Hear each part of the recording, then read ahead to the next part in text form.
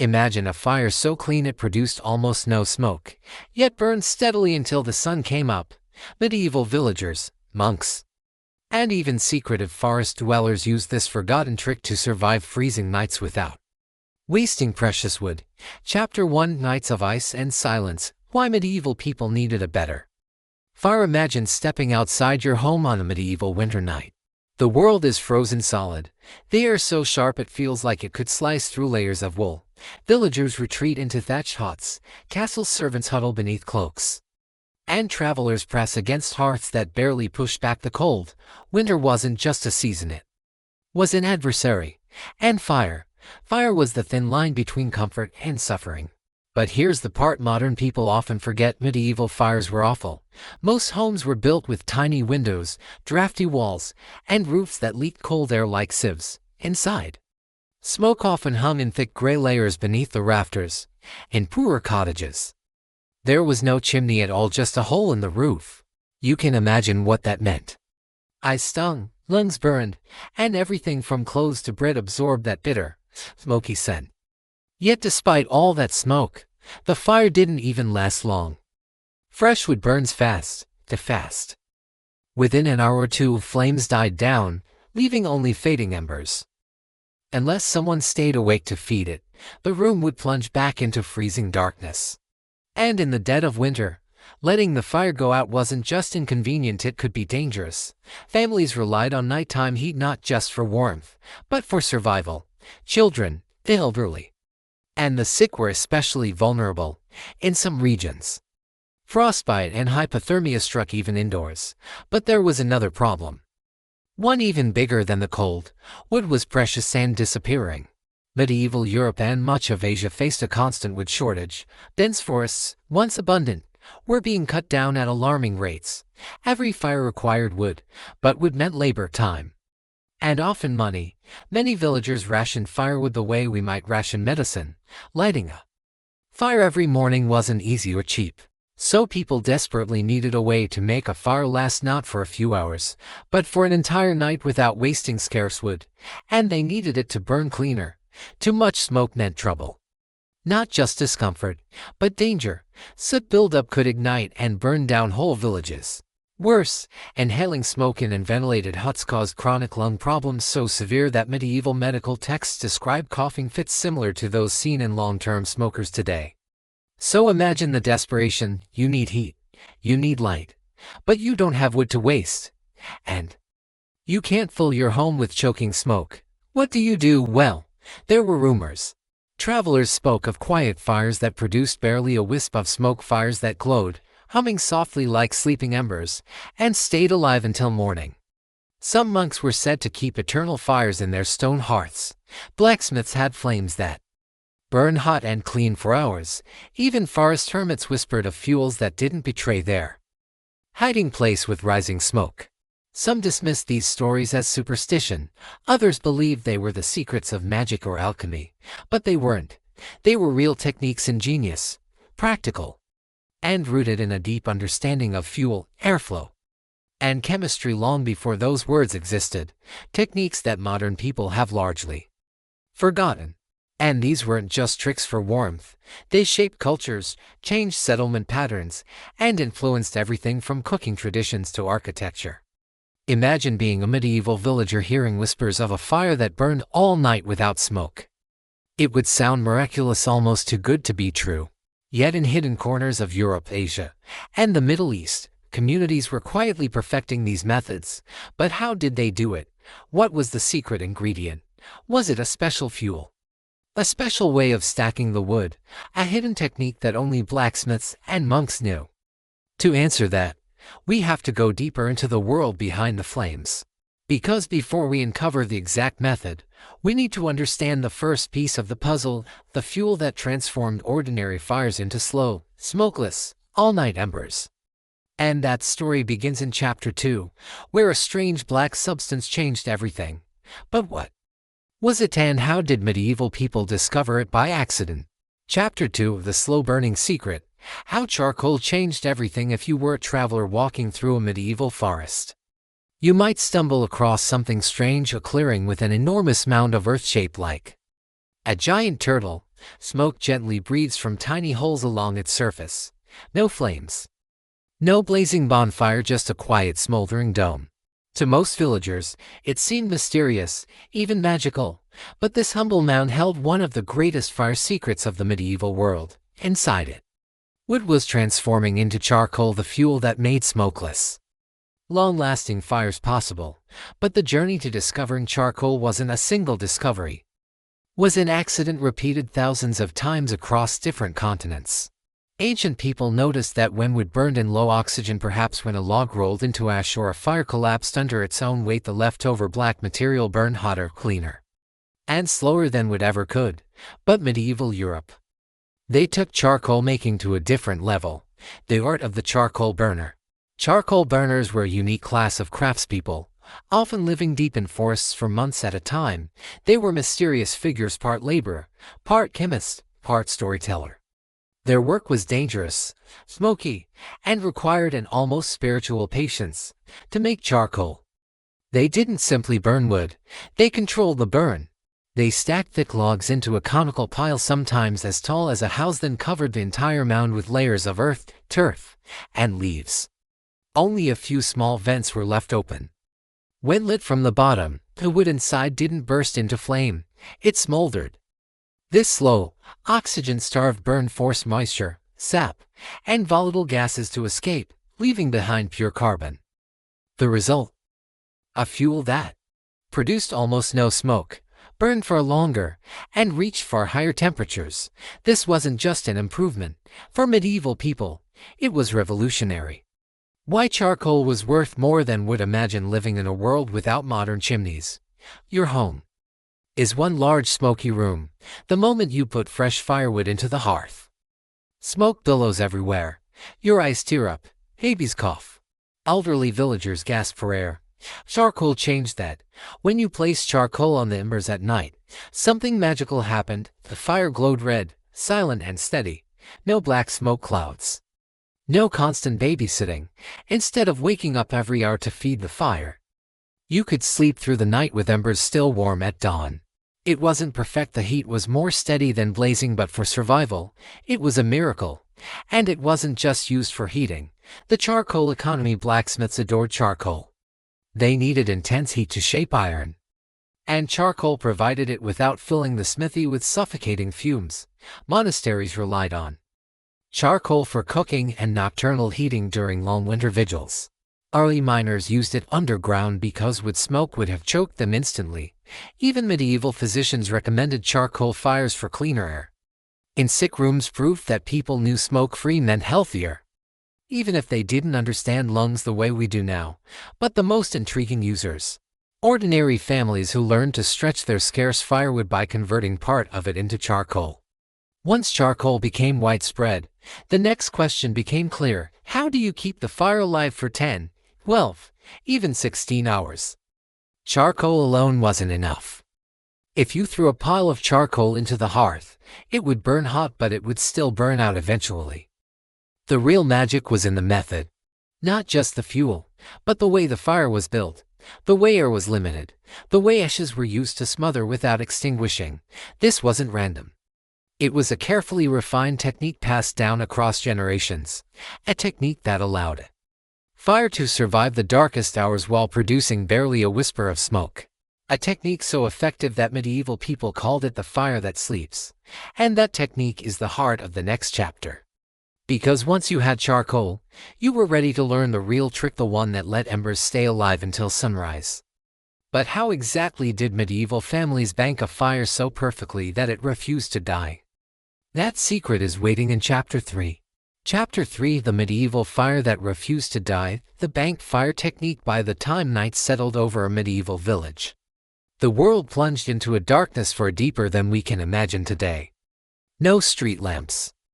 No soft hum of electricity.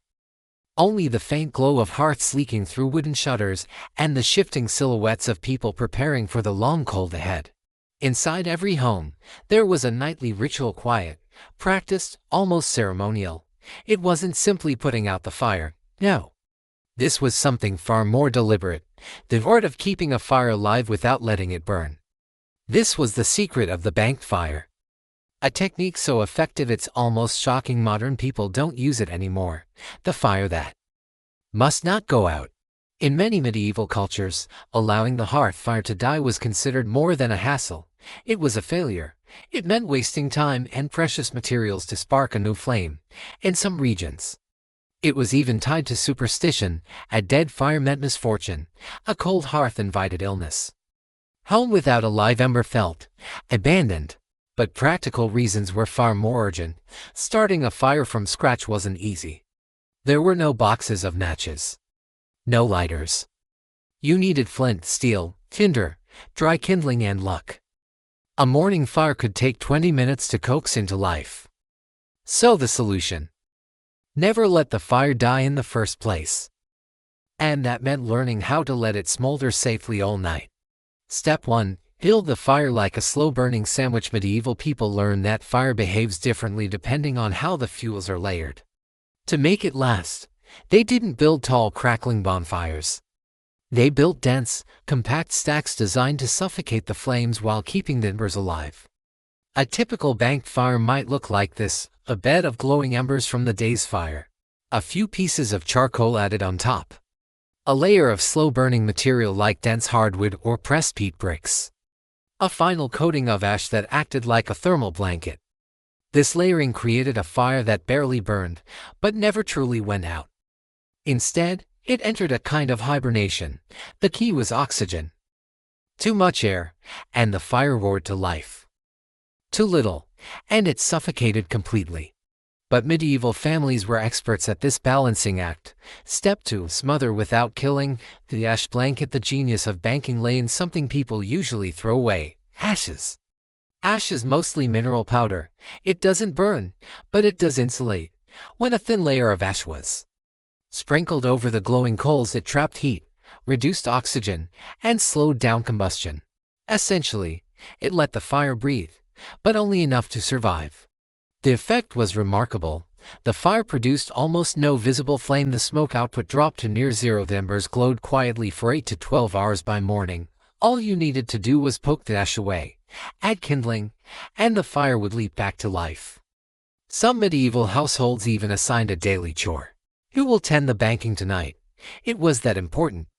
Step 3. Control the airflow. In homes that had primitive chimneys or wall vents, airflow was everything. Medieval people understood that air made fire hungry. So before bed, they would close shutters on the hearth, adjust vents or cover openings with stone, and place heavy pots or iron plates near the coals to reduce draft. This created a low oxygen pocket around the fire. The flames quieted down, the brightness dimmed, and the embers settled into a slow, steady glow. In Viking longhouses, the entire hall was designed with smoke holes that could be partially covered at night. And monasteries, stone hearths had sliding grates to limit air.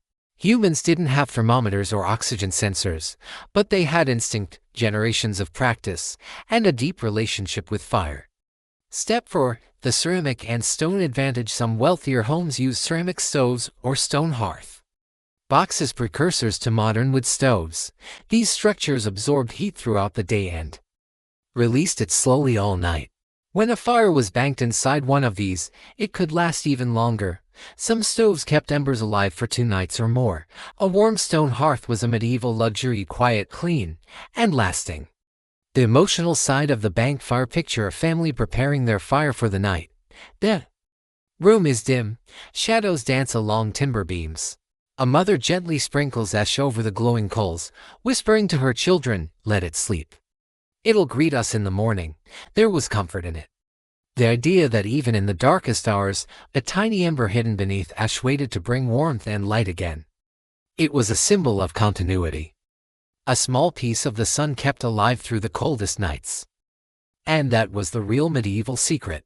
Not fighting the fire, but soothing it. Not extinguishing the flame, but teaching it to rest.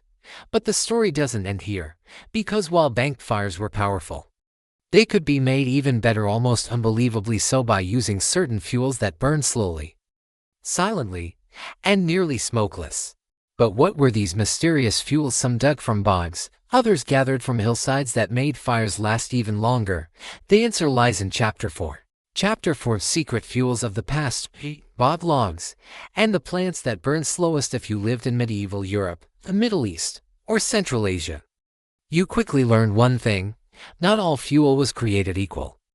Wood might burn fast and bright, but bright flames were wasteful. Smoke choked homes.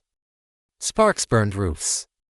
And worst of all, a wood fire almost never lasted until morning. So across different regions, people searched for something better: fuels that didn't need to roar, but instead linger, fuels that warmed quietly, burned slowly, and produced only the thinnest thread of smoke, if any at all. And surprisingly, their greatest discoveries often came from the most unexpected places: bogs, animal pens, and scrub-covered hillsides. Peat, the treasure hidden beneath the marsh. If you've never seen peat before, imagine slicing a dark, muddy brick out of the ground. It looks like wet soil. It crumbles in your fingers. But once dried, it becomes one of the most remarkable fuels humans ever used. Peat forms slowly, so slowly it's almost like watching time itself pile up. Plants sink into wetlands, partially decay, and compress into dense, fibrous layers over centuries. Medieval people discovered that peat, once cut into bricks and dried in the sun, burns with a low, steady heat, very little smoke, and an incredibly long burn time, the perfect nighttime fuel. In Ireland, Scotland, the Netherlands, and parts of Scandinavia, peat became so essential it shaped entire cultures. Villagers built special peat stacks outside their homes, perfect pyramids of drying bricks. Housewives layered peat into banked fires, knowing it would still be glowing when dawn broke. The smell of burning peat became the scent of home, earthy, warm, almost ancient. It wasn't as hot as wood, but it didn't need to be. Its value lay in endurance. Bog logs, nature's slow-burning puzzle in regions where peat wasn't available. People found an astonishing substitute: bog logs. These were actual pieces of ancient wood, preserved in waterlogged soil, essentially nature's charcoal. The centuries-long soaking removed resins and softened the fibers. When dried, they burned slowly, evenly, and without the fierce flames of fresh timber. Bog logs were prized enough that villagers sometimes fought over rights to dig them. Some were so old they were believed to be relics of legendary forest timber that had witnessed kings, battles, and forgotten winters. Imagine throwing 1,000-year-old piece of preserved wood into your hearth, and it burning calmly all night. Marvelous, but very real. Dried dung, the fuel of survival. Yes, it sounds unpleasant to modern ears, but for thousands of years, dried animal dung was an essential slow-burning fuel, and a surprisingly efficient one. Across Central Asia, the Middle East, Northern Africa, and even some parts of Europe, dried dung patties called cakes, chips, or gabbers were used for cooking, heating homes, and especially fueling banked night fires. Why?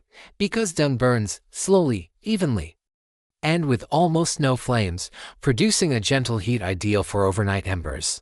Nomadic yurts in Central Asia were warmed entirely with dung fires. It was clean burning once dried, widely available, and easier to store than wood. In poor medieval homes, dung was the difference between freezing and surviving winter.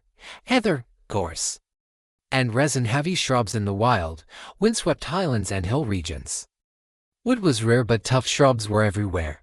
Medieval families learned to bundle these plants in tightly bound sheaves: heather, gorse, furze, ling, broom, and juniper, when dried and tied into dense logs. They burned with a steady heat that surprised anyone expecting a quick flare. The key was in the resin content, natural oils that allowed them to smolder rather than explode into flame. Heather bundles were so prized in Scotland that some people passed down specific tying techniques through generations. These bundles were slipped under banked fires at night, acting almost like medieval fire batteries. The clever combinations what made medieval firecraft ingenious wasn't just using these fuels but mixing them. A common nighttime hearth might include charcoal at the base, a peat brick or bog log in the center, dried dung around the sides, and a blanket of ash across the top. This combination created a fire with minimal smoke, balanced oxygen flow, and an astonishing burn time. Some accounts claim embers lasted not just until morning but until the next night. Imagine a fire so stable, you could leave it for a full day and still revive it with a single breath. These secret fuels weren't mysterious. They were simply practical, born from need, perfected through generations. But there's an even more fascinating part of the story: the people who mastered these techniques in ways that bordered on unbelievable. Monks, miners, and outlaws whose very lives depended on smokeless, long-lasting fires. But who were these masters of hidden heat? And what extraordinary methods did they use? The answer burns quietly in Chapter 5. Chapter 5: Monks, Miners, and Outlaws, the people who perfected smokeless firecraft across the medieval world. Certain groups depended on fire in ways ordinary villagers didn't fully understand. For them, a noisy fire wasn't just inconvenient, it was dangerous. Smoke could reveal their location, flames could waste precious fuel, and a fire that died out overnight could bring sickness, disaster, or even death. These were the true masters of smokeless, long-lasting fires: monks, miners, and the shadowy figures who lived beyond the law. Each group developed its own blend of technique, ritual, and innovation, refining firecraft until it became an art. The silent monks and their eternal fires. Picture a monastery in the dead of winter, thick stone walls, silent corridors, a small community rising before dawn for prayer, their sandals tapping softly across cold floors. Monks lived a life of discipline, routine, and stillness, but even monks couldn't pray through winter nights without warmth. In many monastic orders, especially Benedictine and Cistercian communities, the hearth was considered almost sacred. It was tended with reverence. A fire wasn't simply a household tool, it symbolized life, continuity, and the presence of the divine. Monks perfected the eternal ember method. Their techniques included: 1. Deep stone hearths. These hearths were carved into thick stone walls. The depth trapped radiant heat and created pockets of low oxygen, naturally aiding the banking process. 2. Charcoal-heavy fuel mixes. Monasteries often produced charcoal themselves, giving them consistent, high-quality fuel. Charcoal was layered beneath peat or hardwood, then blanketed with ash. 3. Night brothers. Some monasteries assigned a monk the role of night watcher, a silent guardian who maintained the fire at set intervals, nudging embers, shifting ash, and ensuring the heart of the house never died. Their fires burned cleanly, producing little smoke, allowing monks to work, pray, and keep warm without breaking their quiet vows. Visitors often marveled at how the hearth always glowed, even at dawn.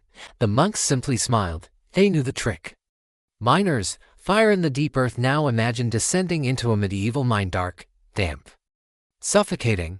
Miners worked in conditions that modern people would find unbearable. Tunnels were cramped, air was stale, and every breath mattered. In such an environment, an ordinary fire could be lethal. Miners didn't need roaring flames. They needed warmth, and sometimes a way to drive off moisture or create draft currents without filling the tunnels with smoke. So they engineered some of the most ingenious low-oxygen fires ever created. 1. Clay pot fires. Miners used fires inside small clay vessels with tiny holes. The limited airflow meant the fire burned slowly and cleanly, providing gentle heat without poisoning the air. 2. Hacked peat and dung. These fuels produced far less smoke than wood and released steady heat, perfect for enclosed spaces. 3. Ember transporting. Miners became experts at transporting embers in covered pottery. These fire pots could hold glowing coals for hours, even as workers moved deeper underground. A well-prepared miner could keep a single ember alive for an entire shift. Outlaws and hidden hearths. And then there were the people who lived in the shadows: fugitives, rebels, poachers, woodsmen, even hermits hiding from the world. For them, smoke meant discovery. A curling plume rising from a forest could give away a hideout instantly. Patrols watched for it, villagers reported it, so the people who lived off the grid needed fires that didn't betray them. They relied on several clever methods that modern bushcrafters still admire. 1. Dakota pit-style fires. By digging a deep pit with a small second hole for airflow, they created a low-profile fire that burned hotter and with less smoke. Flames were hidden below ground, and the earth walls trapped light and sound. 2. Resin-rich fire bundles. Certain woods, when burned correctly, produced less smoke. Outlaws used resin-heavy pine knots or juniper, mixed with charcoal, to create nearly invisible nighttime fires. 3. Stone-encircled firestones absorbed heat and also restricted oxygen.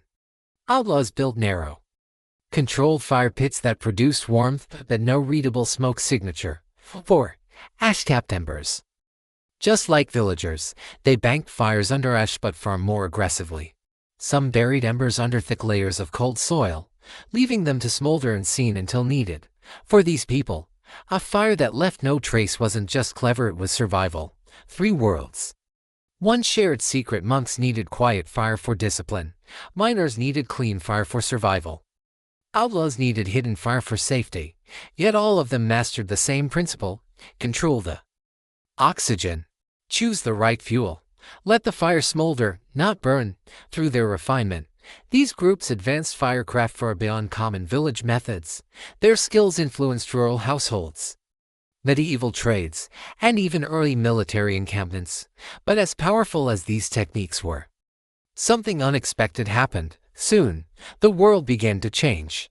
Chimneys spread, new stoves emerged, cities grew, and slowly, quietly, these ancient fire secrets began disappearing into history.